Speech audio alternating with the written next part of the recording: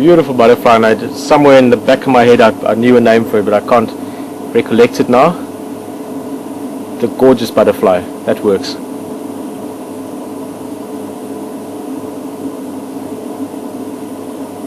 Reminded me a little bit of a tiger moth almost at first look, but it's definitely a butterfly, maybe something similar to the African joker, something in that family.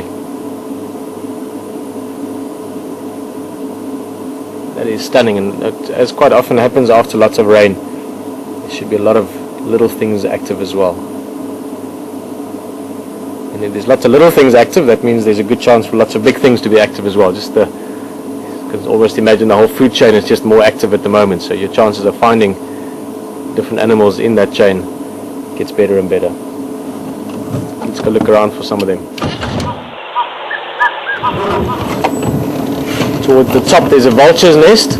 Now we've looked at that nest before, I don't see the vultures in it anymore. Maybe they're just off for the minute. But what's interesting is all those weavers' nest. All the way around, and probably the ones to the top right to the vulture's nest are the easiest to see, but there's, let's just have a quick count.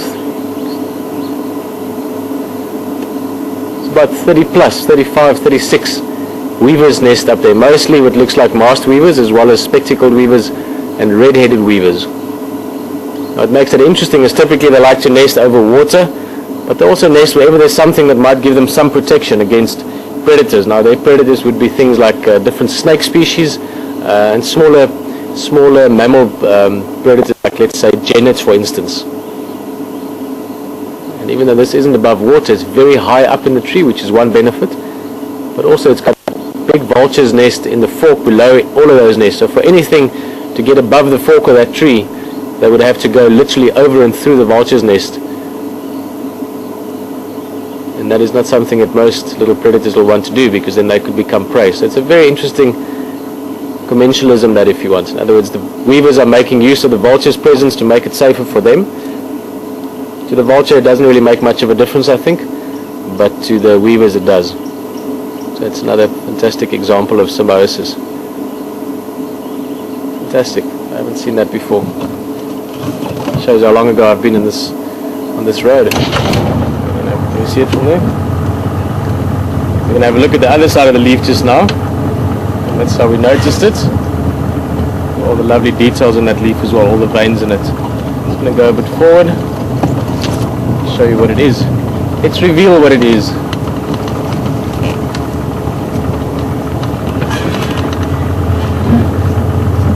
Alright? It's a hairy caterpillar. Now again, that could be one of many species. Probably turn into some kind of moth, maybe even a butterfly, but probably a moth when it grows up. Growing up, of course, in a very different context. This will go into a cocoon at some stage, go into that whole process of histolysis, and then come out as an insect of some sort. Like I said, most likely a moth.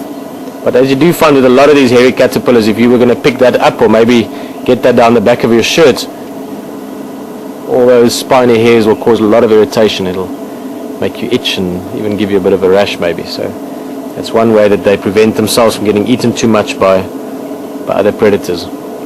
Mainly birds eat a lot of caterpillars. Birds and small mammals as well.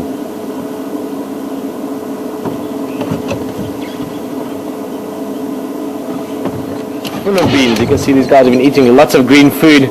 Water has not been a problem, so they really have some excess energy, and there's a lot of just sort of energy in the way they move around.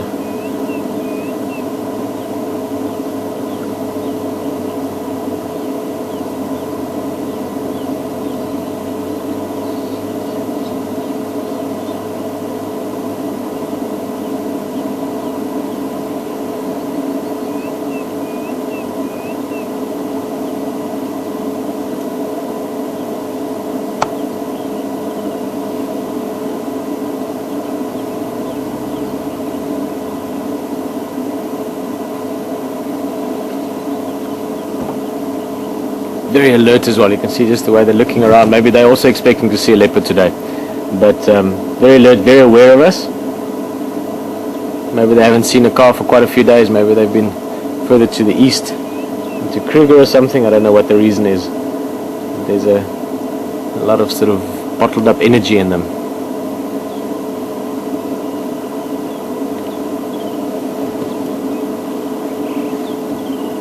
looking. I thought maybe you've got a picture of a leopard or something on your shirt or something, Dave. They seem to be quite aware of you.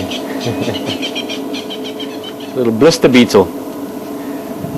And I was watching it was climbing up that little grass blade, and it was climbing and climbing until the grass blade folded over, and then it climbed back up again until it had its perfect perch there. And you have to wonder, as much as that kudu was standing there and listening around and assessing its environment and its surroundings, just as that is the case, there must be something that this beetle is doing as well. And that has a specific purpose for getting to that position. Maybe even if it's just to fly away from it. Why do they call it a blister beetle? Blister beetles, they've got a strong sort of acid in their bodies that they build up over time.